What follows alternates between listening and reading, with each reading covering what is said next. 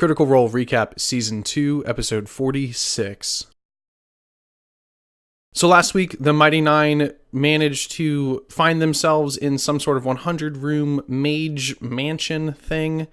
They killed a dragon there and met a new friend, and then they came back after about an hour or two inside the sphere thingy and found out that they had been gone for about a week, and during which time their ship had made it to the port that they were heading to, and the repairs were already finished on the ship, and so they were basically ready to go. Yasha, however, was not nearby when they got teleported, so she was there alone for 6 days wondering where the heck everyone went.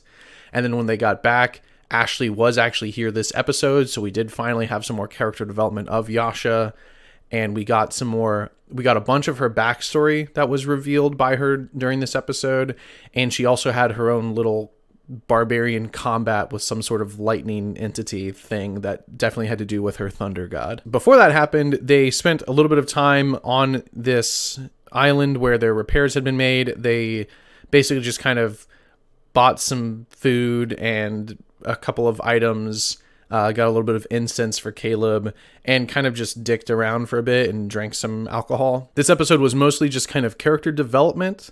It wasn't really, not a whole lot happened. There was a little bit of combat, however. Their ship was struck by a storm that Ford decided to just barrel straight through as they made their way to the temple location that he had seen in his dream and that they had verified through Ivanika's journal. During this storm, Yasha had her thunder lightning visions occur, and she had kind of like a dream of her old hometown. And then she found herself back on the ship and facing down some sort of winged demon creature thing that came from a bolt of lightning.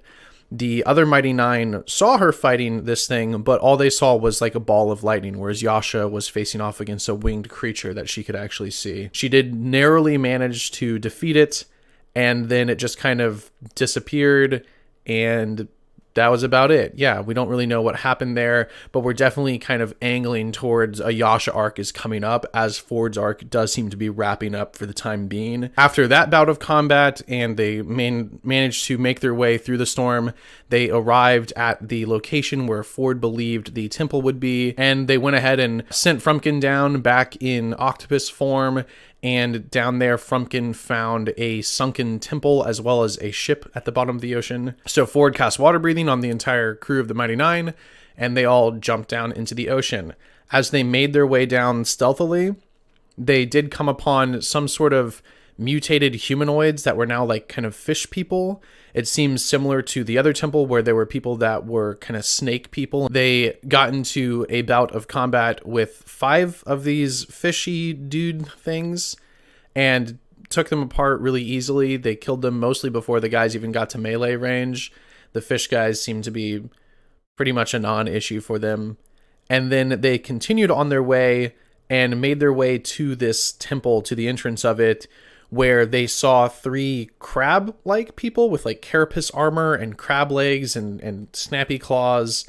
And just as they were about to start combat with them, that's where the episode ended. So basically, the Mighty Nein got their repairs done, went through the ocean a little ways to get to this temple that Ford intends to place one of his 2 orbs into in order to get the power to control water, but not unlock Uk'otoa. There won't be another episode until January 10th. But yeah, that was pretty much it.